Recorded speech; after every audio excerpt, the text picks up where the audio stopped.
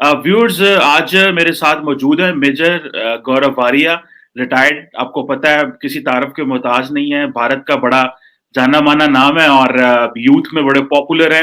Not just youth but across the country इनका जो analysis है, पर्सपेक्टिव है, वो बड़ा जाना जाता है और रिपब्लिक टीवी के साथ भी अटैच है। मेजर साहब, आपके वक्त का बहुत शुक्रिया। थैंक यू चीमा साहब, thank you for inviting me. अच्छा मेजर साहब, आज मैं थोड़ा सा बात करना चाह रहा हूँ क्योंकि आज वैसे 27 दिसंबर है, पूरा साल गुजर गया है। हम तबसरे तजिए आपके चैनल पे भी बैठ के रिपब्लिक पे करते रहे और आपके साथ भी यहाँ पे बात होती रही। लेकिन इफ आई आस्क यू के हाउ डू यू सी 2020 और हाउ वाज 2020, तो what would you say about this major साहब? सब कोरोना की बहुत बुरी मार है पूरी दुनिया को, तो हमें भी लगी है मार। तो 2020 has been bad for a lot of reasons. It has been bad for the common man, आम आदमी के लिए, चाहे इंडिया में ले लें चीमा साहब, पाकिस्तान में ले लें, कहीं भी ले लें, तो अच्छा तो किसी के लिए भी नहीं रहा 2020। अगर मैं ये बोलूँ आपको, हमारे लिए मिलिटरीली थोड़ा सा अच्छा रहा। इसलिए अच्छा रहा कि जो चाइना ने ईस्ट लद्दाख में करा, आई थिंक वो हो गया एक बार, तो अच्छा हुआ उससे। क्योंकि हर समय ये होता था, कभी हम चाइना के अंदर घुस जाते थे, कभी चाइना हमारे यहाँ, वो पेट्रोलिंग चलती थी, because line of actual control Cheema साहब तकरीबन 3500 किलोमीटर की है, गिव और टेक अ फ्यू, 3500 किलोमीटर की है मोटा मोटी, but it is never been fully demarcated. तो हर समय ये प्रॉब्लम रहती थी कि ये चाइनीज टेरिटरी, इंडियन टेरिटरी, फिर वो आते थे, झंडा दिखाते थे, गोलियां तो चली नहीं थी। अच्छा, गोलियां आज तक नहीं चली, इतने बंदे चले गए लेकिन गोलियां नहीं चली अभी तक, है ना। तो अब इशू ये है चीमा साहब कि ये भी अच्छा हुआ। तो आपने देखा होगा कि आफ्टर गलवान क्लैश हुआ, there is been a hardening of position between India and China, and there is been a hardening of positions world wide, दुनिया में भी। जो एक पोस्चर आया है हल्का सा, अगर आप देखें चेंज। तो मैं ये नहीं कह रहा कि इसका कोई कॉन्क्रीट ग्राउंड पे किसी ने अटैक ही कर दिया, ऐसा नहीं है, ऐसा होता भी नहीं है। लेकिन एक आप देखेंगे कि अमेरिका का, यूरोप का, काफी और कंट्रीज का, ऑस्ट्रेलिया का, जापान का, जो जिसको हम क्वाड कहते हैं, it has seen hardening of postures. So from the Indian military perspective, some people are saying that यार वो इतनी हाइट पे लोग हमारे बैठे हैं। वो हाइट पे तो लोग पहले भी बैठे थे, आप कुछ ज्यादा बैठ गए, but they were all there. वो तो चाइनीज आए ना टिबेटन प्लेटू में, यहाँ पे they are constructing on their own side of the LAC, they are constructing bunkers, and they are constructing settlements on their part across in their territory. But we were always there, हम तो शुरू से ही वहां पे थे ना, we were there for decades and decades. तो for us it's not new, and but it's in many ways जिसको कहते हैं ना जी, स्यापा खत्म हुआ, तो खत्म हुआ, अब आ गए, ठीक है, सामने आ गए। Now now we know. पहले बड़ा ये चलता था कि अच्छा थोड़ा सा, नहीं पहले आप जी, पहले आप, वो लखनवी अदाकारी होती थी, वो सब बंद हो गया। नाउ इट्स, इसी में मैं साथ एक सवाल डाल दूं और ही, लेकिन मेरे सब आप नहीं समझते कि हम एक बात करते थे जी कि मोदी जी की और शी जिनपिंग की 18 मुलाकातें हुई, ताल्लुकात बहुत अच्छे थे, इकोनॉमिकली चीजें थी, आपने उन पे एप्स बैन कर दी, उन्होंने आपको टफ टाइम देना शुरू कर दिया, आपका जो स्ट्रेटेजिक कंपटीशन बढ़ गया। अगर देखा जाए, गो के डायरेक्ट कोई फाइट नहीं है, लेकिन जो एक कंपटीशन था रीजन में वो बढ़ गया। Isn't it challenging for India? Yes, and it is certainly challenging, and it's a good challenge. देखिए, जब आप लोहे को आग में डालेंगे तभी तो स्टील बनेगा वो। तो वही मैंने पहले भी यही बात कही थी चीमा साहब कि अच्छा हुआ जो हो गया, आई वेलकम इट। मैं जानता हूं इससे परेशानी है लोगों को, लेकिन I welcome it, personally I welcome it. क्योंकि अब देखिए क्या हुआ है ना, कि हमने तो शी जिनपिंग को वेलकम करा, वो मोदी जी के साथ झूले पर भी बैठे। अब काफी लोग इंडिया में भी कहते हैं, खासतौर से ऑपोजिशन पार्टीज ना, कि ये कहते हैं कि साहब ये बड़ा आपने साहब झूले पे बैठाया, देखो ये अरे मोदी जी ने शादी थोड़ी ना कर ली थी शी जिनपिंग से। किसको किसको किसको पता था कि ये शी जिनपिंग, अब अगर मैं ही आपको, आपकी और मेरी बड़ी अच्छी दोस्ती है चीमा साहब, और मैं आपके पीठ पीछे जाके कोई साजिश कर दूं, तो यू आर नॉट रिस्पॉन्सिबल ना। वो तो गलती तो मेरी है ना, जिम्मेदारी तो मेरी, आपकी कोई गलती है या आपकी कोई जिम्मेदारी बनती है? तो ऐसा नहीं है। तो ये चीज है कि हमने बोला था कि ट्रेड चलेगी और म्यूचुअली बेनिफिशियल ट्रेड। हमारा ये था, बैलेंस ऑफ ट्रेड जो थी वो, that was always in favour of China, because China has a larger manufacturing base than India. वो तो है ही चाइना का। लेकिन चीमा साहब फिर वो बात हो गई कि साहब ठीक है, चाइना को भी लेकर चलना है, लेकिन चाइना का आप देखिए ना, व्लादिवोस्टॉक में भी चाइना ने बोला ये भी व्लादिवोस्टॉक भी हमारा है। तो मैं अक्सर ये बात कहता हूँ, एंड आई से it with a lot of humour, and people should see the humour in this. China is the only country in the world with 14 neighbours and land disputes with 22 countries. मतलब कि आपका जो बगल वाला है उसके साथ, देखिए इंडिया चाइना का लैंड डिस्प्यूट मुझे समझ में आता है, आपका कश्मीर का हो, आपका कहीं का भी हो, हमारा कश्मीर का हो, कहीं का भी हो, इंडिया पाकिस्तान के बीच में एक बात समझ में आती है जी, बॉर्डरिंग कंट्रीज हैं। और मैं बोलूं जी मेरा तंजानिया के साथ लैंड डिस्प्यूट है, वो अब आप बोलोगे ये कैसा लॉजिक है, या मेरा उज्बेकिस्तान के साथ लैंड डिस्प्यूट है, वो 2-3 मुल्क छोड़ के लैंड डिस्प्यूट है उनका। अब ठीक है तो है, that is their position, we can't do anything about it, but we certainly know how to defend our territory. और आप देखिए ना, मैं आपको बताता हूँ, we have significant investments in Nepal, Cheema sahab, we have significant investments in Africa, in Afghanistan, in Sri Lanka. कोई एक जगह बता दीजिए जहां पे इंडिया ने हन्ना टाइप का कोई एक्शन लिया हो कि जी हम आपको पैसा देंगे, अगर आप नहीं दे पाए तो 99 साल के लिए अंदर। We have not done anywhere. हमने अफगानियों से जो हमने पार्लियामेंट बनाई अफगानिस्तान में, हमने सड़कें बनाई, डैम बनाए, लाइब्रेरी बनाई, यूनिवर्सिटी पे काम चल रहा है, 10 चीजें कर, हमने तो कभी ये नहीं बोला कि आप ना हमें कि ये तुम पैसा नहीं दे पाए ना, अब ठीक है ये काबुल का ये हिस्सा हमारा 99 साल के लिए। We are simply not interested. हमारा इंटरेस्ट कुछ और है, हमारे जो स्ट्रेटेजिक इंटरेस्ट है इंडिया के, those are something totally different, because दुनिया अपने हिसाब से, अपने प्रिज्म के हिसाब से देखती है ना चीमा साहब, कि हमें ये चाहिए, हम तो इंडिया को भी यही चाहिए होगा। लेकिन वैसे तो ये चीज है, एक बात है इसी में, आपको और आपकी इन्वेस्टमेंट और चाइनीज इन्वेस्टमेंट में फर्क है। आपकी इन्वेस्टमेंट है कि for the sake of good, for the sake of soft image. उनकी इन्वेस्टमेंट है कि अगर उन्होंने कहीं पे पैसा लगाया है, और देखिए ये तो बैंक भी ऐसे करता है कि अगर आप बैंक से लोन लेते हो, सपोर्ट लेते हो, अगर आप वो पे नहीं कर पाते तो वो बैंक कहता है ये घर मेरा।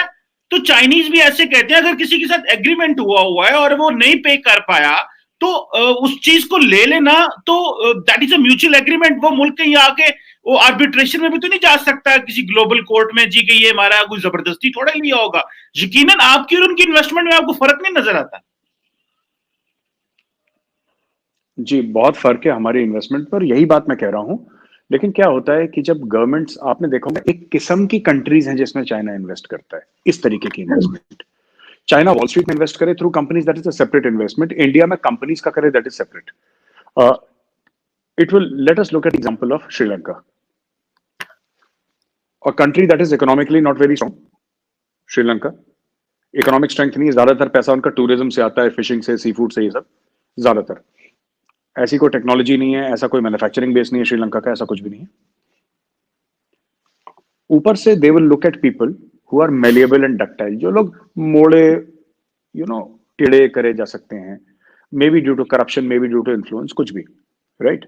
फिर आप उनको बोलिए डील साइन करिए। इससे क्या होता है, लोकल पॉपुलेशन में बड़ी, जिसको लोकल पॉपुलेशन की बड़ी दिल आजारी होती है, क्योंकि ना किसी की तो जमीन है ना, वो आपने जो क्लियर करवाई है, किसी ना किसी की जमीन है।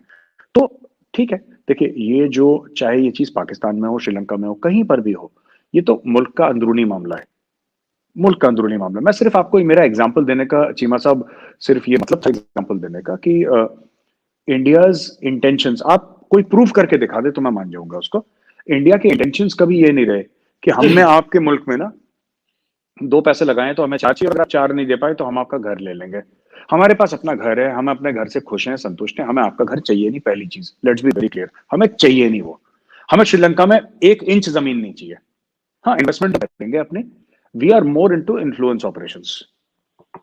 How can you influence the people, we are not into कि ये जमीन ले लो। ठीक है, चाइना का एक अपनी पॉलिसी है, चाइना को अपनी पॉलिसी मुबारक, हमारी एक अपनी पॉलिसी है, we are very clear about it from day one. हमें ये काम करना ही नहीं है। हमें किसी के सामने प्रेडेटरी नहीं देखना, हमने किसी के सामने ये नहीं देखना कि ये, और इंडिया ने कितने हजार साल हो गए, हमने कभी नहीं करा। हम लोग कभी बाहर नहीं देखा कि हम ये तलवार लेकर, घोड़े लेकर हम किसी का सर कलम कर दें, मार दें उसको कि ये हिंदुस्तान हो गया।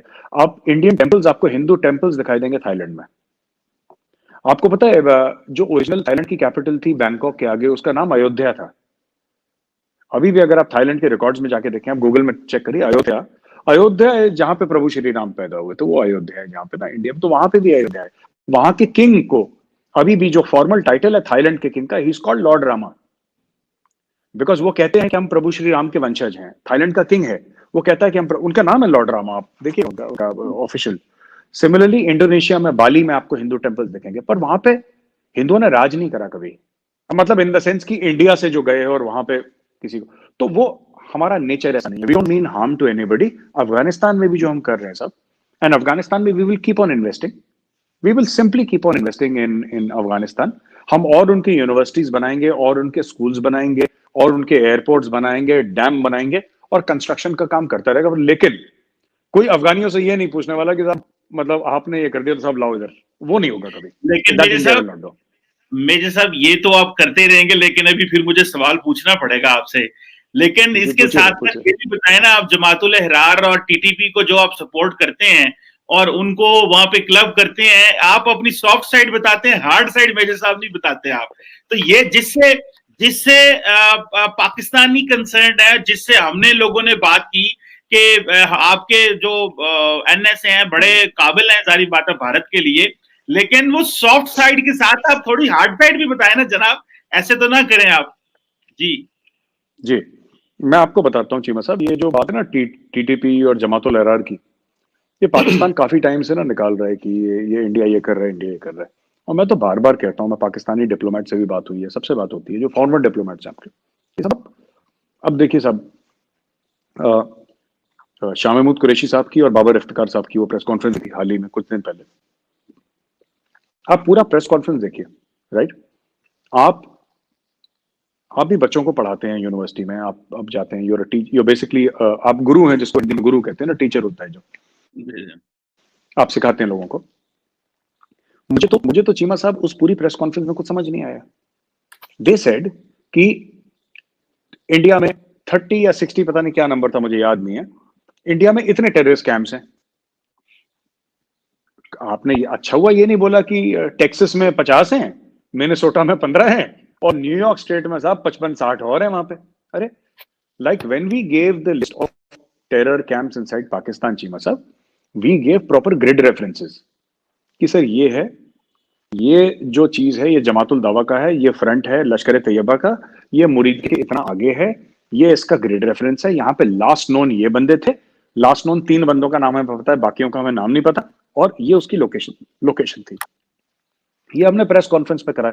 जो भी हमने वॉइस रिकॉर्डिंग्स हैं, वो हमने जैसे 26/11 की दी, हमने एक वॉइस रिकॉर्डिंग दी, और एक वॉइस रिकॉर्डिंग हमने वो भी दी जिसमें परवेज मुशर्रफ साहब की आवाज भी थी, और आपके आई थिंक जनरल अजीज थे, कोई आई एम फॉरगेटिंग वो जनरल साहब कौन थे आपके, मैं नाम भूल रहा हूं उनका, लेकिन परवेज मुशर्रफ साहब की भी हमने वॉइस रिकॉर्डिंग दी थी, कारगिल के टाइम की, I think, if I am not mistaken, या समथिंग लाइक दैट, और पाकिस्तानी हैंडलर्स की भी। तो मैं कह रहा था, जब अगर आपको लगता है कि इंडिया मुलव्विस है, तो यूनाइटेड नेशंस में प्रॉपर जाके, मैं तो बार बार कह चुका हूं, मैं सबको कह रहा हूं कि मैं, अगर भगवान ना करे इंडिया टेररिज्म फैला भी रहा हो, राइट, 2 चीजें हैं, मैंने ऑन रिकॉर्ड बोला है कि अगर बलोच रिपब्लिकन आर्मी जाके, अगर उनके हाथ से बच्चे कत्ल हो जाता है, राइट, या किसी इनोसेंट बंदे का, नॉन कॉम्बैटेंट का, किसी खवातीन का, किसी बुजुर्ग का, किसी बंदे का भी जो कि इनोसेंट है, then I will take a step back. ये नहीं होना चाहिए।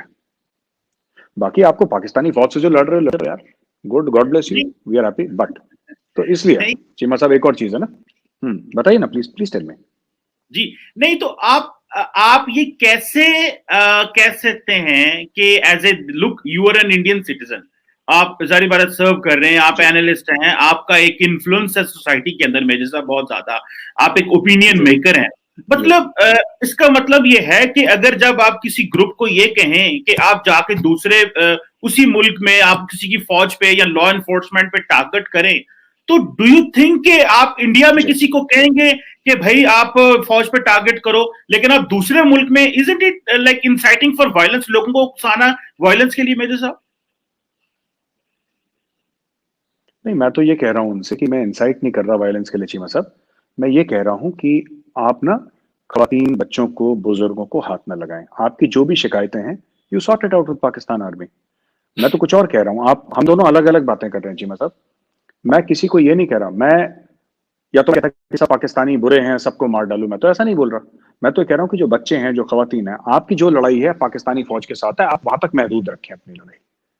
आप प्लीज बच्चों को टारगेट ना करें। आप प्लीज जो खवातीन है उनको टारगेट ना करें, जो पाकिस्तानी नॉन कॉम्बैटेंट्स हैं आप उनको टारगेट ना करें, मैं ये कह रहा हूं। तो आप और मैं कह रहे हैं वो चीमा साहब दो अलग अलग चीजें। चले चले, अच्छा मेरे साहब नेक्स्ट क्वेश्चन आपकी तरफ आते हैं, इस पॉइंट से हम आगे निकल जाते हैं। मेरे साहब, how do you see India in 2021? मतलब 2020 में तो हमने देखा, आपने चाइना का जिक्र किया, आपने कहा जी मिलिटरीली आपके लिए अच्छा रहा क्योंकि चाइना में हो गए, क्वाड हो गया, फिर कोविड से डील किया, but India as a state आप कैसे देखेंगे कि इंडिया 2021 में कैसा होना चाहिए? डू यू थिंक कि मोदी साहब मुल्क को राइट डायरेक्शन में लेके जा रहे हैं? देखिए साहब, मुझे तो लगता है बिल्कुल ठीक डायरेक्शन में मुल्क जा रहा है, एंड और भी अच्छे डायरेक्शन में जाएगा 2021 में। देखिए, मैं एक चीज बताना चाहता हूँ, जो पाकिस्तानी ऑडियंस जो सुन रही है, आप इस चीज को आप आई होप आपके यूट्यूब पे भी इंटरव्यू जाए चीमा साहब, क्योंकि पाकिस्तान में फेसबुक ज्यादा प्रेफर करते हैं, यूट्यूब लिंक और फेसबुक ज्यादा प्रेफर करते हैं पाकिस्तान में। तो चीमा साहब, मैं देखिए ना, दो चीजें हैं। व्हेन मोदी डज समथिंग, आपको ये एक माइंडसेट समझना पड़ेगा। नरेंद्र मोदी जी का, अमित शाह जी का, जो भी बीजेपी जो रूलिंग पार्टी है, they have 303 seats in parliament, right? वो वही कर रहे हैं जिनके लिए लोगों ने उनको वोट दिया था। मोदी जी अपने मन से कुछ नहीं कर रहे। अगर आप ये बोलें कि साहब मोदी जी अपने मन से he is doing this, he is doing that, he is doing nothing. He is doing exactly what he has been sent to the parliament to do. आज की तारीख में भी एक छोटा इलेक्शन भी हो, ठीक है, वहां पे भी मोदी के नाम पे वोट मिलता है। क्यों? क्योंकि लोग कहते हैं तुम जाके ये करो, हमने तुम्हें भारत का प्रधानमंत्री इसलिए बनाया है। मोदी जी फिर वही जाके करते हैं, क्योंकि उनको पता है कि मुझे भारत का प्रधानमंत्री इसलिए बनाया। जैसे आपके यहाँ इमरान खान साहब है, राइट? इमरान खान साहब को किस लिए भेजा था? कि आप महंगाई कम करेंगे, करप्शन वालों का जेल में डालेंगे, आप एहतसाब करेंगे, राइट? तो उनको करना चाहिए, क्योंकि उसी के लिए तो वो पीएम बने ना। He should do that. He's not doing that. He should do that. Similarly, Modi ji जो भी कर रहे हैं, 370 पे जाएगा, क्योंकि जैसे इमरान खान साहब ने बोला हमें तो पता ही नहीं था।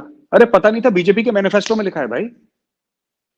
मोदी साहब की स्पीचेस हैं कि जी हम आएंगे करेंगे। यहां पे फारूक अब्दुल्ला साहब ने अपना ब्लड प्रेशर बढ़ा लिया कि मोदी 10 बार इख्तिदार में आ जाए, 10 बार गवर्नमेंट बना ले, वो कर नहीं पाएगा। एक दिन सवेरे हम लोग बैठे थे स्टूडियो में, हमें बोला कि साहब आप स्टूडियो आ सकते हैं, कोई अर्जेंट ब्रेकिंग हो सकती है। ये 5 अगस्त की बात है 2019। तो मैं घर पे था, मैंने बोला आ जाता हूं। मैं गया, पहुंच गया स्टूडियो, कि sir Amit Shah will go live from parliament. मैं बोला मेरा क्या लेना देना है यार अमित शाह से, Amit Shah will go live, he is the home minister, हमें तो वो कुछ बात करेंगे फिर इंटरनल अफेयर्स की। मेरा तो कह रहा सर आप, हो सकता है कुछ भी हो सकता है, बैठ जाओ। तो हम बैठ गए। अमित शाह ने बोला, गए 5-6 मिनट की स्पीच थी उनकी। उन्होंने बोला मित्रों आज से 370-35 से नहीं रहेगा, नहीं रहेगा, खत्म हो गया। हल्ला हुआ पार्लियामेंट में, बड़ा हुआ, कहानी खत्म हुई, it's not coming back, end of story, end of story. Joe Biden, Kamala Harris अपने सर पे खड़े होकर भंगड़ा कर दें, ये नहीं आ रहा वापस, आप नहीं कर सकते। जितनी जल्दी दुनिया भूल जाए उतना अच्छा है, क्योंकि इंडिया नहीं जा रहा वापस, ये नहीं होगा। और दूसरी चीज, एक और चीज ना चीमा साहब, ये लोग आउट ऑफ पावर और इन पावर अलग अलग बात करते हैं। कमला हैरिस ने क्या करा? कमला हैरिस ने बोला कश्मीर के बारे में, ये बारे में, वो बारे में। उसकी पहली स्पीच थी, उसमें 3 बार उसने इजराइल का नाम लिया कि हम सबसे बड़े सपोर्टर हैं जी इजराइल के। और यहां पे पाकिस्तानी पैसे दे रहे थे उसको, मुस्लिम्स फॉर बाइडेन का हैशटैग चला रहे थे, इतने $1 मिलियन दे दिए, उसने पैसे ले लिए। हम तो उसी ने वो करना है जो अमेरिकन, जो ओरिजिनल अमेरिकन डीप स्टेट है।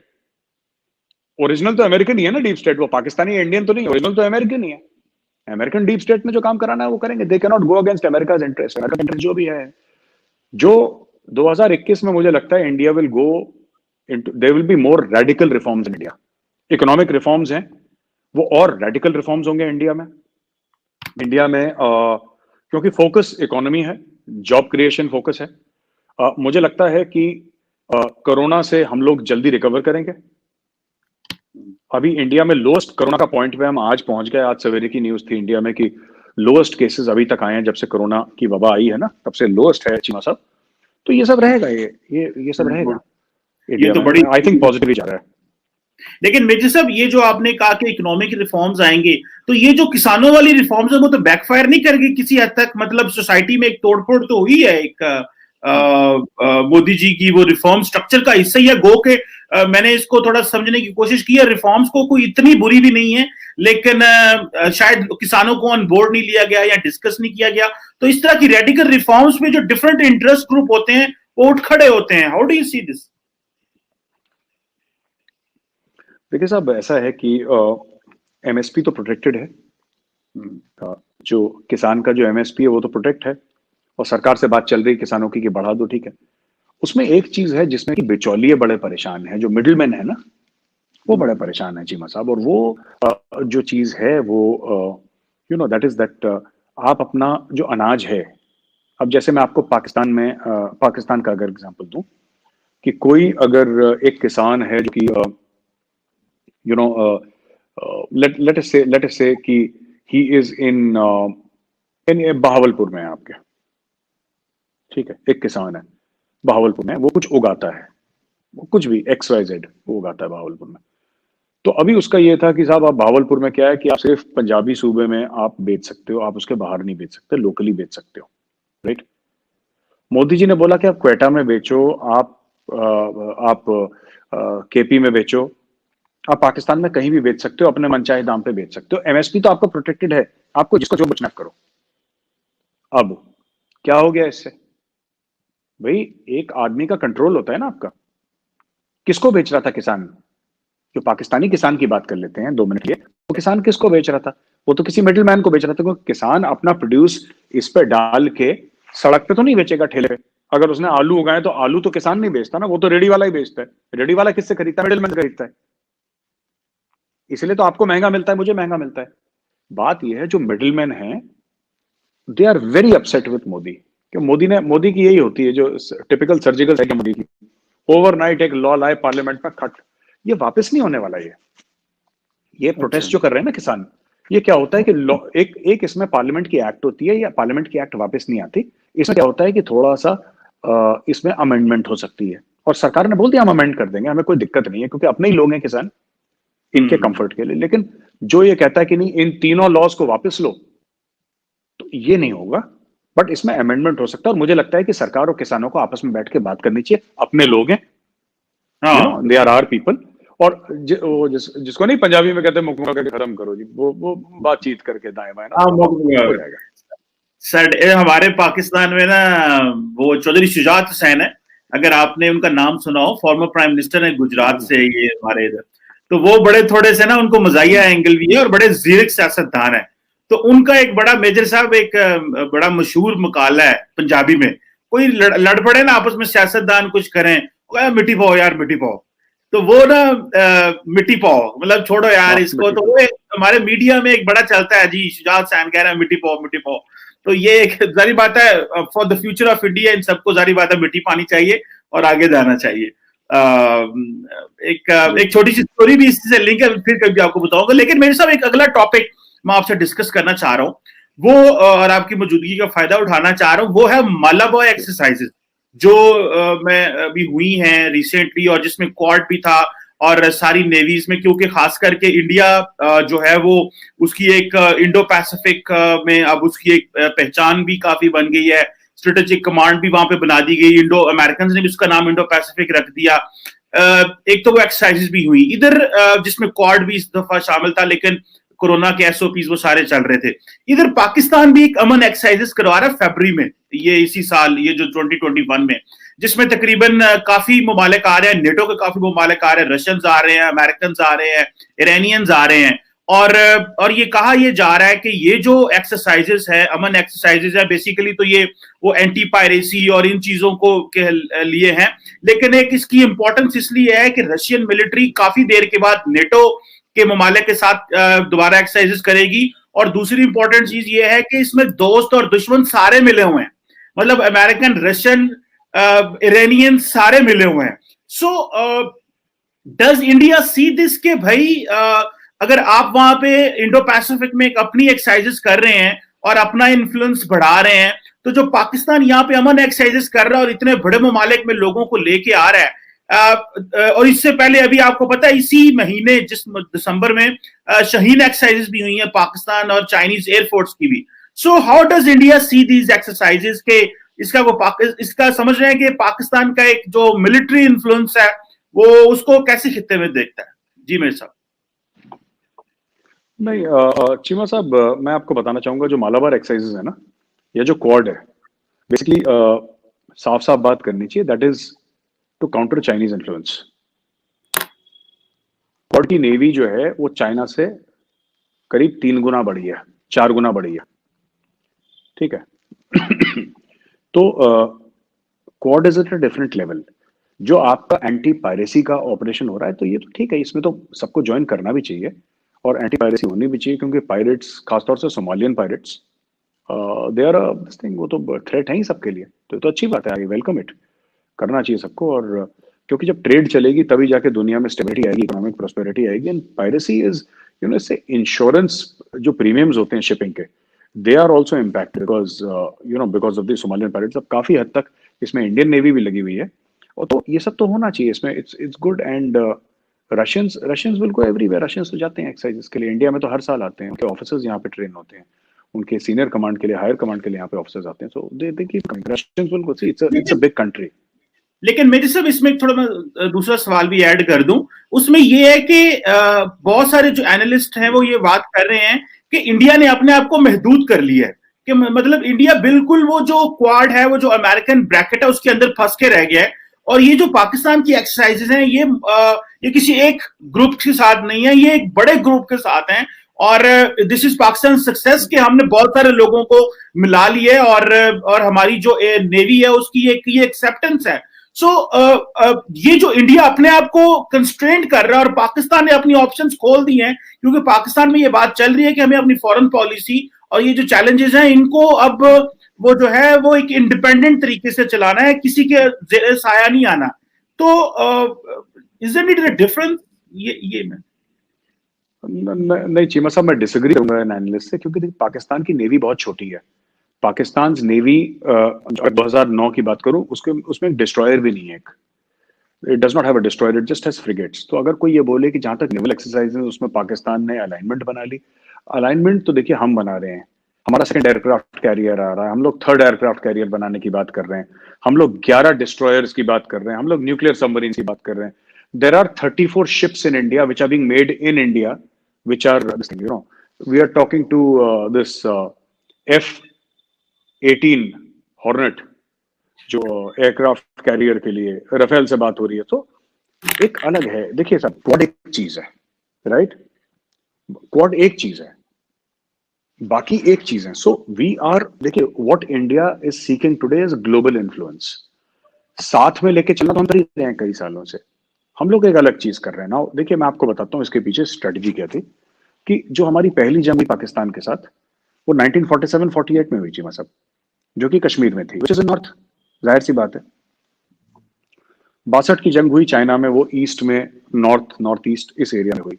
65 में जो पाकिस्तान के साथ जंग हुई चीमा साहब, वो that was in started off in Akhnoor in Jammu and Kashmir, Jammu area, not Kashmir but Jammu area, Akhnoor. और फिर उसके बाद कश्मीर में थोड़ा सा फैली, फिर अपने पंजाब की तरफ भी गई। ऑल दैट तमाशा happened. 71 east and west both, north also. Then Kargil महदूद रह गया एक छोटे से एरिया में ना, लद्दाख के एरिया में। कारगिल इज इन लद्दाख, सो लद्दाख के एरिया में महदूद होकर रह गया। जो भी हमारे यहाँ टेररिज्म हुई है, चाहे कश्मीर में हुई है, चाहे पंजाब में हुई है, कहीं भी हुई, so all this is north east west, upward facing, ऊपर की तरफ फेस करके चल रहा है। लेकिन all the time the threat was below, the threat was from the seas. तो ये जो क्वाड है, इट इज वेरी इंपॉर्टेंट, क्योंकि चाइना का 35-40% जो ट्रेड है वो साउथ चाइना सी से जाता है, वो मलाक्का स्टेट से जाता है। China is not yet a military power, China is an economic super power. China को 10 साल लगेंगे, क्योंकि चाइना के पास एयरक्राफ्ट कैरियर कितने हैं? 1, 1.5, अब दूसरा नहीं आया उनका पूरी तरीके से। अमेरिका के पास 10, 11, 12 है, न्यूक्लियर पार्ट वो भी। तो मेरा कहने का मतलब ये है आपसे कि चाइना इज इकोनॉमिक, जो चाइना का जो सुपरस्टारडम है, if I can call that, it is leveraging on that to increase its military strength, जो कि कोई भी मुल्क करेगा, इंडिया भी कर रहा है, सब लोग करते हैं, चाइना भी कर रहा है, उसमें कोई गलत बात नहीं है। That's their own internal policy. मेरा ये कहना है चीमा साहब कि at the end of the day ना, everybody will try to exert influence. सब लोग ये कहते हैं what is in it for me, मेरे लिए इसमें क्या है। मुल्क अपने मफादात देखते हैं, इंडिया यहाँ पे अपना मफादात देख रहा है, और दूसरी तरफ इंडिया और भी चीजें कर रहा है। It is not just military. Military cannot survive with economics. तो आपने बोला ना कि पाकिस्तान ने अपने ऑप्शंस खोल दिए। देखिए, मैं एक छोटी सी बात कहता हूँ ना, मैं एक दो पाकिस्तानी फ्रेंड्स को बोली तो उनको उनको अच्छा नहीं लगा, तो मैं पहले ही माफी मांग लूं बोलने से पहले कि कहीं आप बोलें कि जी। देखिए, जो हम कहते हैं ना, जो हुदूदी खुद मुख्तारी होती है ना, एक एक मुल्क का जोग्राफिकल खुद मुख्तारी होती है, वो डिपेंडेंट होती है इकोनॉमिक खुद मुख्तारी पे। आप अग्री करेंगे सब कि military is something that a country has to be able to afford. China की अब मिलिट्री आंखें दिखा रही है, इतने साल तक तो सो रखी थी, क्यों? क्योंकि चाइना ने पहले अपनी इकोनॉमी डेवलप करी। अब इकोनॉमी चाइना की वर्ल्ड की सेकंड हो गई है, अब वो मिलिट्री से आंखें दिखा रहा है। पहले तो उसने आंखें नहीं दिखाई। 1979 में तो वियतनाम से हारा था चाइना, बहुत बुरी मार पड़ी थी। लेकिन क्या अभी हारेगा वियतनाम से? बिल्कुल नहीं हारेगा। Now it has become so big, right? तो वही मैं पाकिस्तान को भी कहता हूं कि सिर्फ ना फौज पे डिपेंडेंट होना, I think it will be mistake. चाहे इंडिया तो कभी डिपेंडेंट थी नहीं फौज पे इतना। तो मैं कह रहा था कि मालाबार एक्साइज हो, अमन एक्साइज हो, दोनों एक्साइजेस चलनी चाहिए। और महदूद, मुझे नहीं लगता कि इंडिया रह गया महदूद, कि उसमें कंस्ट्रिक्ट हो गया कि India is too big a country. America निगल नहीं पाएगा हमको। 130 करोड़ लोग हैं Cheema sahab, it can't swallow India. And the Indian navy and the Indian army, it's too big. मतलब 15-16 लाख बंदे हैं, मतलब नहीं इट्स मेरे साथ मैसिव। आजकल तो कोई भी किसी को नहीं निगल सकता। मतलब 50 साल बाद अमेरिका को क्यूबा के आगे भी घुटने टेकना पड़ गए आजकल के जमाने के। मतलब मैं पढ़ रहा था कि अमेरिका ने जितनी आज तक सैंक्शंस लगाई हैं, सैंक्शंस जो लगाई हैं, उसमें सिर्फ 2/3 जो सैंक्शंस है वो तो इफेक्ट ही नहीं की किसी के ऊपर। मतलब आजकल चीजें बिल्कुल डिफरेंट जा रही है। लेकिन I absolutely agree with you कि आपकी जो ज्योग्राफी है, आपकी जो ज्योग्राफिकल सॉवरेनिटी है, वो आपकी इकोनॉमिक सॉवरेनिटी से लिंक है। इसमें तो दो राय ही नहीं है। अगर हमारे पास इतनी बड़ी फौज है और इतने बड़े रिसोर्सेज है, इतना बड़ा मुल्क है, तो अगर इकोनॉमी अच्छी नहीं तो हम कैसे सरवाइव करेंगे? और इसीलिए पाकिस्तान बहुत ज्यादा इकोनॉमी पे ध्यान दे रहा है और हमें अपनी जो ऑप्शंस है ओपन करने की कोशिश कर रहे हैं और बड़े डिफिकल्ट टाइम में ओपन करने की कोशिश कर रहे हैं। हम आप देखें ना, मिडल ईस्ट में पूरे का पूरा इंडिपेंडेंट जाने की कोशिश कर रहे हैं। गो के हमें पता है कि हम वहां फंस सकते हैं। और क्योंकि हम सऊदीज को भी कह रहे हैं कि हम आपकी बात नहीं मानेंगे, कि हम जो आप हमें लेके चलो हम वो करने को तैयार नहीं है। हमने सऊदियों की बात ना यमन में मानी, ना कतर के साथ मानी, ना ईरान के न्यूक्लियर प्रोग्राम पे मानी। हमने उसके ऊपर आके अपना बैकलैश कश्मीर के ऊपर ले लिया। लेकिन हमने कहा भाई नहीं, अगर हमने इस तरह अगर बन गए तो ये तो हमें जो है ना, जो हमारी इकोनॉमी पहले ही कमजोर है, ये तो घुमाते रहेंगे ऐसे। हमने इतने बड़े अलायंस को हम ये बात कर रहे हैं यहाँ पे कि पाकिस्तान और सऊदी अरब के ताल्लुकात में जो है वो तब्दीलियां आ रही हैं। वो बिल्कुल चेंज हो रहा है, नेचर चेंज हो रही है। लेकिन एक नई लेकिन ताल्लुकात इतने पुराने हैं कि वो उसमें वो दरार इतनी बड़ी नहीं पड़ेगी, लेकिन मामलात खराब हो रहे हैं। Economy is important. इसीलिए आई एग्री विद यू कि अमन एक्सरसाइजेस हो या कुछ भी हो, इसको आपने अपनी इकोनॉमी से बचाना है, अपनी ज्योग्राफी को, ना कि आपने अपनी बड़ी बड़ी जो है वो मिलिट्री पावर इंपॉर्टेंट है, लेकिन इकोनॉमी इज मोर इंपॉर्टेंट। जी, यही बात होगी। बिल्कुल चीमा साहब, और मैं तो एक चीज और बोलना चाहता हूं, जो पाकिस्तानी दोस्त देख रहे हैं। अब छोटा मुंह बड़ी बात, I am not in a position to advise anybody, but कि अगर पाकिस्तान ये बोले ना कि और I hope it will be taken in a positive sense जो मैं बोल रहा हूँ चीमा साहब, कि you know regularly trying to see that कि हमारा एक पार्ट है डेस्टिनी में, एक बड़ी पिक्चर होती है ना। अगर मुझे कोई बोलता ना कि आप मुशीर उशीर बन जाए, कोई आप बड़े तगड़े कोई है ना, आपको भी गाड़ी वाड़ी मिले, इस्लामाबाद में रेड जोन में ही घर हो आपका, तो I would have just said कि shut out everybody in Pakistan and focus on economy for the next 20 years, और कुछ बात ही मत करो किसी से। आपका देखिए पाकिस्तान में पता है क्या है आपका, जो लोग कहते हैं ना कि हमारे यहाँ ये मिट्टी बड़ी जरखेज है, ये इकबाल की शायरी करती, ये सब छोड़ दीजिए 2 मिनट के लिए। आपका ह्यूमन रिसोर्स जो है, आपके कुछ डॉक्टर्स हैं, आपके कुछ साइंटिस्ट हैं, they are top class Cheema sahab, आपके टॉप क्लास लोग हैं। लेकिन क्या होता है कि ये पहले इंडिया में प्रॉब्लम थी, बल्कि इंडिया में रिवर्स ब्रेन ड्रेन हो रहा है। इंडिया में रिवर्स ब्रेन ड्रेन हो रहा है, पाकिस्तान में अभी तक कोई शुरू नहीं हुआ। You get your not just, आप सिर्फ वो नहीं कि ना वो बाहर से पैसे भेजेंगे, डॉलर भेजेंगे, वो छोटा अमाउंट है, वो दैट्स ओनली 8। पाकिस्तान के केस में 10 बिलियन होगा, 12 बिलियन होगा, 11 बिलियन होगा, ऐसी होगा। सो दैट इज पीनट्स, वो that is not a big amount. The basic thing is कि जो चीमा साहब, जो आपके जो साइंसदान हैं, जो आपके बड़े डॉक्टर्स हैं, जो आपके थिंकर्स हैं ना, if you can get them back to Pakistan and say that Pakistan will focus on economic prosperity first, हाथ धोके ना इसके पीछे लग जाएं, हाथ धोके इसके पीछे, ये अजरबैजान में क्या हुआ, तुर्की में क्या हुआ, सऊदी अरब मरने दो, अजरबैजान तुर्की, आप यू एक मोटो आप लाओ पूरे पाकिस्तान में, पाकिस्तान फर्स्ट, कहानी खत्म। हमें पाकिस्तान से मतलब है, हमें पाकिस्तानियों से मतलब है, बाकियों को मरने दो अपनी जगह, क्या लेना देना आपने। बात यह ना कि आप इधर भी पढ़ोगे उधर भी, उससे ये होता है कि मैं तो यही, जैसे इंडिया ने काफी हद तक बोला कि हम लोग नॉन अरेंट थे, इंडिया ने भी यही लिया, इंडिया ने बोला कि खुद को पहले हम ठीक कर लें, जिस दिन हमारी जेब में पैसे आ गए ना, फिर हम कुछ भी करें दुनिया तो सजदा करेगी इस चौखट पे। क्योंकि देखिए आखिरी हकीकत क्या है, एक मौत है, एक पैसा है, दो ही तो हकीकत है दुनिया की, बाकी सब तो फ्रॉड है। एक तो मौत है जो आनी है सबको है, और दूसरी चीमा साहब is cash, cash is king. China से सब क्यों डर रहे हैं, क्योंकि चाइना के पास पैसा है। चाइना की मिलिट्री ऐसी तगड़ी नहीं, चाइना ने पिछले 50 साल में कोई लड़ाई भी नहीं जीती, बट चाइना के पास पैसा इतना है, everybody wants to be friends with China, that is the only thing. सही है। तो अगर पाकिस्तान अपने आप को इंटरनली मजबूत कर ले, फाइनेंशियली मजबूत कर ले, करप्शन थोड़ा सा उसमें वो कर ले, और तो आपका तो कुछ, some of your man power is world class Cheema sahab. मैं आपकी, बल्कि ये जो आपने 20 इयर्स का जिक्र किया, मैं ये पाकिस्तानी चैनल्स के ऊपर अमूमन जब आता हूं तो मैंने ये कहा है कि अगले 20 साल कुछ नहीं करना, अगले 20 साल सिर्फ इकोनॉमी में फोकस करो, अपनी इकोनॉमी, अपनी डेवलपमेंट ग्रोथ करो, इंडस्ट्री बढ़ाओ, मैन पावर को यूज करो। तो फिर हमने देखे मेजर साहब, हमने पिछले 75 साल जंगें लड़ी हैं, हमें we have to come out of this. और ये बड़ी पाकिस्तान में बड़ी स्ट्रॉन्ग रियलाइजेशन है कि बेशक वो कोल्ड वॉर हो, वॉर अगेंस्ट टेररिज्म हो, इंडिया के साथ हो, तो हमारे जैसा मुल्क जो है वो हमें इस स्पेस से थोड़ा बाहर आना है, और इकोनॉमी तभी ग्रो कर सकती है अगर हम इस सारे मोड से भाई, और भी अभी इसीलिए सिविल और मिलिट्री की आदत मिल के मेजर साहब काम कर रही है। That's a very good point, I agree with you on this economy. लेकिन मेरे साहब अभी बस आपसे दो एक छोटे छोटे सवाल, अगले 8-10 मिनट में हम इसको इंशाल्लाह खत्म कर देंगे। मेरे साहब एक तो ये बताएं कि 2020 तो गुजर गया और इंडिया ने जब 370 और 35 किया, उन्होंने कहा यार पाकिस्तान से बात कोई नहीं करनी, सार्क को डिसफंक्शनल कर दिया। Do you think SAARC revive होगा, या आप समझते हैं कि ये ऐसे ही पड़ा रहेगा, जरूरत आपको भी नहीं है, हमने भी सोच लिया भाई सार्क में तो कुछ नहीं है, कहीं और चले जाओ, एससीओ देख लो, इधर उधर दाएं बाएं देख लो, या सार्क खत्म हो गया और बल्कि इसकी तो आपको बात ही नहीं करता, इस जो रीजनल कोऑपरेशन एंड कोऑर्डिनेशन की तो। जी मेरे साहब। चीमा साहब, सार्क बिल्कुल वैसी है जैसे आईसीसी है ना, इंटरनेशनल क्रिकेट काउंसिल जो है ना, सार्क और आईसीसी एक बीसीसीआई पे डिपेंडेंट है, इंडिया पे डिपेंडेंट है। मुझे नहीं पता चीमा साहब कि ये सार्क रिवाइव होगा कि नहीं, I don't know, but Modi ji के अंडर एक चीज हुई है, मैंने एक बात ये देखी है कि diplomacy has gone into overdrive.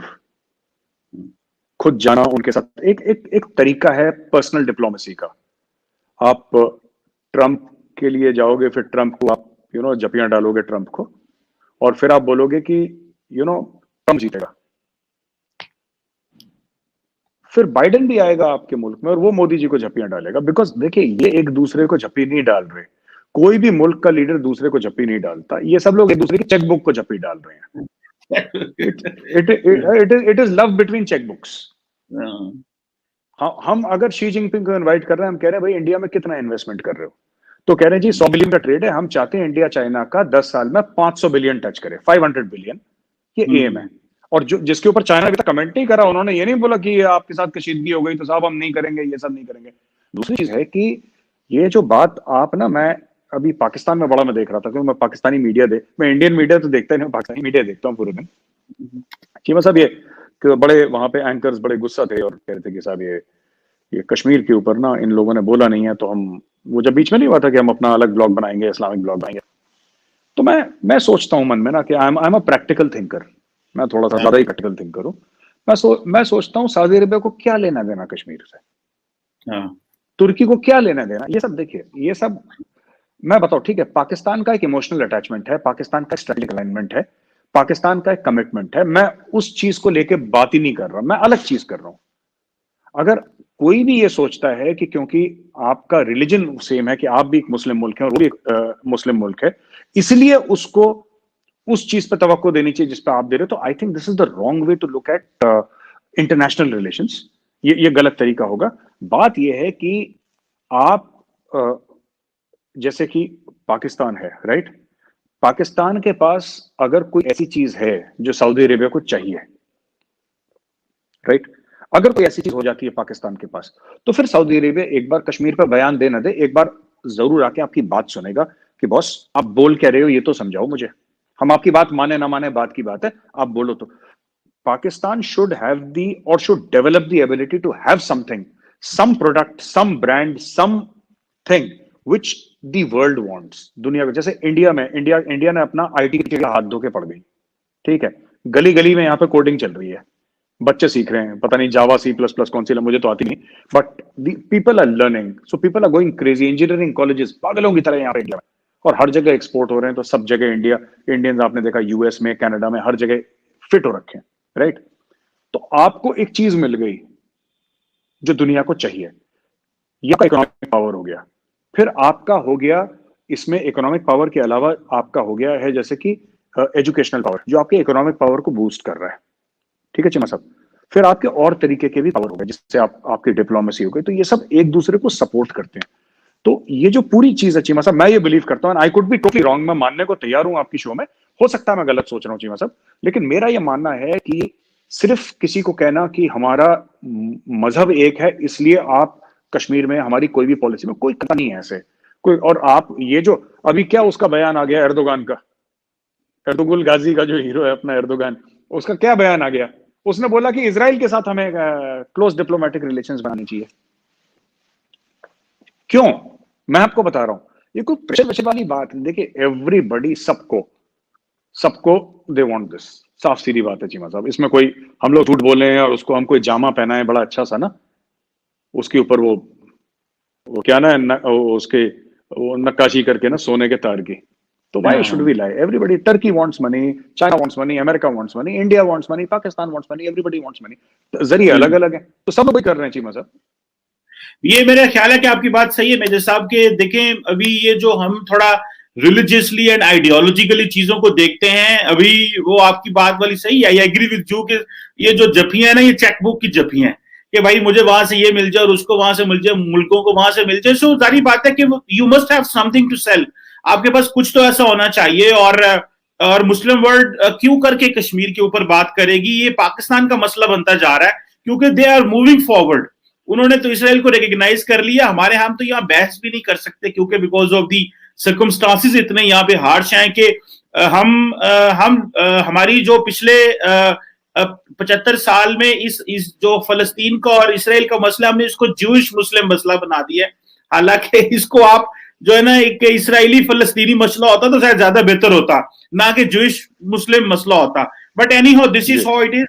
लेकिन definitely you must have something to sell, आपकी बात से एग्री करता हूं। आखिरी सवाल मेरे साहब आपसे मैं करने लगा हूं कि वो एक इलेक्शन हो रहे हैं कश्मीर में, अभी हुए हैं जी, वो डिस्ट्रिक्ट डेवलपमेंट काउंसिल की बात हो रही है, तो पाकिस्तान इज कॉलिंग इट कि this is a so called democracy. So do you really believe कि डेमोक्रेसी विल रिटर्न इन कश्मीर और उनको भी वही हक मिलेंगे, यहाँ के इसी तरह सेंटर अभी कमजोर है और मोदी साहब कहते हैं कि नहीं भाई अभी उनको अभी हम कश्मीर का जो डेमोक्रेटिक स्ट्रक्चर है वैसा नहीं हो सकता जैसे बाकी जगहों में है, जमहूरियत वापस आएगी कश्मीर में? देखिए मुझे तो लग रहा है जो डिस्ट्रिक्ट काउंसिल के इलेक्शंस हुए हैं, these are the green shoots of democracy. Kashmir में आज तक फेक डेमोक्रेसी है, जो अब्दुल्लाज और ये मुफ्तीज है ना, ये लोग ये तो डकैत हैं बड़े बड़े। तो इन्होंने इनकी जब प्रॉपर्टीज की, आप लोग कहते हैं ना कि पाकिस्तान में कहते हैं ना कि जरदारी चोर है और नवाज शरीफ चोर है ना, ये सब आप कहते हैं कि चोर है। आप कभी इनका भी देख लेना तो आपको मजा आ जाएगा। ये कलाकार है, इनके लंदन में वही फ्लैट्स ना जो है ना, वो लंदन में इनके, न्यूयॉर्क में, यहाँ पे ये वो दुनिया भर के इनके। तो ऐसी चीज है कि डेमोक्रेसी क्या है, इंडियन डेमोक्रेसी क्या है? It is a noisy democracy, it's not a perfect democracy. हमारी डेमोक्रेसी परफेक्ट नहीं है, और मैं सबसे पहला बंदा हूं जो हाथ खड़ा होकर ये कह दूंगा, सब ठीक है, we have much to learn from the rest of the world. We are students, we are not teachers, हम लोग स्टूडेंट हैं, and it's always good to be humble in this regard. But America जो कि oldest democracy है, आप America की एक बात बताइए कि अमेरिका की, क्या आपने देखा ना ट्रंप फिर मानने को तैयार नहीं कि मैं आ गया हूं, तो वहां पे भी जो इलेक्शंस हुए थे डेमोक्रेटिकली हुए थे। तो इज अमेरिका परफेक्ट डेमोक्रेसी? नहीं, सब लोग सीख रहे हैं, all of us are students. पहली चीज जो कश्मीर में हुआ ना, कश्मीर में अभी जो लोकल इलेक्शन हुए उसमें काफी लोगों ने पार्ट लिया। कश्मीर में पहली बार हुआ कि अनजान लोग, जिनका नाम ना तो मुफ्ती था ना अब्दुल्ला था, ये लोग कहां से आ गए? आई थिंक इस इलेक्शन का सबसे बड़ा सक्सेस, लोग कह रहे हैं साहब बीजेपी की इतनी सीटें नहीं आई, इसकी कांग्रेस की इतनी सीटें नहीं आई, और एनसी और पीडीपी की। यार एक बात बताओ आप चीमा साहब, एक मेरी बात समझो, ये बीजेपी कांग्रेस या कोई भी पॉलिटिकल पार्टी मुल्क से बड़ी थोड़ी ना होती है। पर एक काम तो मोदी जी ने ठीक करा, ये जो डेमोक्रेसी का था ना चस्का, ये लोगों को, क्योंकि कभी ग्रासरूट डेमोक्रेसी थी नहीं कश्मीर में। वो बोलते थे, वो तो वहां के मसीहा बने हुए थे ना, खुदा बने हुए थे। वो बोलते थे पीडीपी वाला ये बोलेगा, नेशनल कॉन्फ्रेंस वाला ये बोलेगा, वही चीज होगी। वो दरबार साहब से एक बार आपने बोल दिया, दरबार साहब से हुक्म जारी हो गया। लेकिन अब क्या हुआ है कि नॉर्मल ग्रासरूट डेमोक्रेसी आई है कश्मीर में। और फिर मैं कह रहा हूं बहुत टाइम लगेगा, बहुत टाइम लगेगा, क्योंकि things you know to stabilise normal democracy, but things are fast moving towards, people have also realised, people have realised कि ये हमें चाहिए, हमें डेमोक्रेटिक डिस्पेंसेशन चाहिए। और अब नए नए लोग आ रहे हैं, गांव से, कश्मीर के गांव से पॉलिटिशियंस निकल रहे हैं, and they are being encouraged कि यार तुम चुनाव क्यों नहीं लड़ते, तुम भी लड़ो ना, तुम लड़ो, तुम्हें जो तुम्हारे मुद्दे हैं तुम आगे उठाओ। और आखिरी बात मैं कहना चाहता हूँ चीमा साहब की, चीमा साहब आप ये देखिए कि इट्स वेरी इंपॉर्टेंट कि कश्मीर को अगेन इकोनॉमिक प्रोस्पेरिटी बहुत जरूरी है। इकोनॉमिक प्रोस्पेरिटी कैसे कि आप, ठीक है कश्मीर में टूरिज्म बहुत गजब की है और ये सब है, पर आपको कश्मीर में इन्वेस्टमेंट चाहिए, करीब $100 बिलियन की इन्वेस्टमेंट आनी चाहिए कश्मीर में। पूरे जेएनके स्टेट में बात कर रहा हूं, हम लोग कश्मीर कश्मीर बात करते हैं, जम्मू एंड कश्मीर पूरे, तब जाके ये ठीक उठेगा। $100 बिलियन की इन्वेस्टमेंट ये कैसे आएगी? आपको जम्मू को भी तवक्को देनी है, आपको जम्मू को भी तवक्को देनी है। जो आपका आपका एरिया है जिसको हम पीओके बोलते हैं, आप लोग आजाद कश्मीर बोलते हैं, उधर तो सारे जम्मू साइड वाले तो हैं वो, ये मीरपुर जितने भी हैं, they are from, they speak, वो गोजरी बोलते हैं, डोगरी बोलते हैं, पहाड़ी बोलते हैं। वो तो मेरी तो उनसे बहस हो गई, मैंने बोला आप तो डोगरा हो, आप कौन से कश्मीरी हो, आप थोड़ा ना कश्मीरी हो। तो दे गॉट ऑफेंडेड कि नहीं साहब हम तो बड़े पैशनेट है। मैंने बोला मैं भी पैशनेट हूँ जी अमेरिका के बारे में, इसका मतलब मैं नहीं कि मैं गोरा हो गया, मेरे बाल ब्लॉन्ड हो गए और मैं अमेरिकन हो गया हूँ तो मैं हिंदुस्तानी। आप कहीं के लिए भी पैशनेट, दे डोगराज बेसिकली, एथनिकली दे डोगराज। वो गुजरी बोलते हैं, पहाड़ी बोलते हैं, डोगरी बोलते हैं, उनकी लैंग्वेज एक अलग है। सो कहने की बात यह है कि मतलब ये जो ग्रास रूट पे डेमोक्रेसी है तभी होगी। पहले तो जैसे जियाले, आपके यहाँ वर्ड यूज करते हैं ना, जियाले, पीपीपी के जियाले वर्कर्स जो हैं, जो बीवी के नाम पे जान कुर्बान, वो डायलॉग बाजी जो करते हैं ना, फिर बंदे कहते हैं कि शेर आया शेर आया। इस टाइप की पॉलिटिकल सिस्टम जो था वो कश्मीर में बहुत प्रेवलेंट था कि महबूबा मुफ्ती ने बोल दिया तुम कुर्बान हो जाएंगे, और इसने बोल दिया कुर्बान। आपको किसी के ऊपर कुर्बान होने की जरूरत नहीं है, आप पैसे कमाओ, घर जाओ, बीवी बच्चों का ध्यान रखो, माँ बाप की सेवा करो और बच्चों को पढ़ाई कराओ, चाहे बेटा हो या बेटी, इनको पढ़ाओ। ये आपका पहला फर्ज है। और अगर आप अपना फर्ज ठीक से करोगे तो भारत अपने आप तरक्की करेगा। जरूरी नहीं है कि हर एक आदमी हथियार लेके बॉर्डर पे चला जाए, नहीं। You don't have to wear uniform to be a patriot. आपको जरूरी नहीं है वर्दी पहने तभी आप कुछ भी करो, आप अच्छा काम करो ना, अपने समाज के लिए, अपने मोहल्ले के लिए, अपने देश के लिए, सब ठीक हो जाएगा। और वहां पे 2 परिवारों से ही फुर्सत नहीं थी उन लोगों को, तो अब फुर्सत मिली है उनसे, लोगों से। अब महबूबा मुफ्ती ने एक बयान दे दिया बहुत अच्छा चीमा साहब, she has given a statement that जब तक 370 और 35A विड्रॉ नहीं होगा तब तक मैं पॉलिटिक्स में नहीं आऊंगी। So I think this is very positive, and she has actually given a resignation letter from politics, she is gone. लेकिन बट एनी हो, वो जारी बात है कि डोमेस्टिक सिचुएशन, मैं आई पर्सनली बिलीव कि नए लोगों को पॉलिटिक्स में आना चाहिए और यंग लोगों को पॉलिटिक्स में आना चाहिए। ओल्ड गार्ड कहीं पे भी हो, भारत हो, अमेरिका हो, अफगानिस्तान हो, मैं समझता हूँ यंग लोगों के अंदर ज्यादा करेज है and they have new ideas, भले वो कश्मीरी क्यों ना हो, लेकिन eight the end of the day democracy होनी चाहिए। और जिस तरह भारत प्रीच करता है कि जी हम सबसे बड़ी डेमोक्रेसी है, तो एक क्रॉस द बोर्ड होनी चाहिए। But obviously it's a very difficult phase for the Kashmiris and अल्लाह करे मामलात बेहतर हों और चीजें ठीक हों।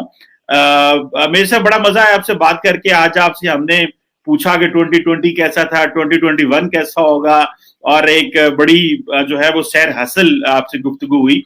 Thank you very much for your time and for your comments. बहुत शुक्रिया। थैंक यू चीमा साहब। जाते जाते मैं आपको एक इनविटेशन देना चाहता हूँ, आपके फॉलोअर्स भी सुन रहे हैं चीमा साहब आप जरूर रहिए, और मैं आपको जबान देता हूँ, अगर आप इंडिया आते हैं मैं आपको पर्सनली कश्मीर ले जाऊंगा, जी और जरूर। आप और हम वाजवान खाएंगे। लवली श्रीनगर का एक बहुत अच्छा एयरपोर्ट है, हम लोग जाएंगे, will fly from Delhi, please be my host and I will take you to Kashmir. आप खुद देखिएगा, आपको अच्छा लगेगा, बड़ी खूबसूरत जगह जनाब, आप जरूर रहिए, most welcome sir, be my guest.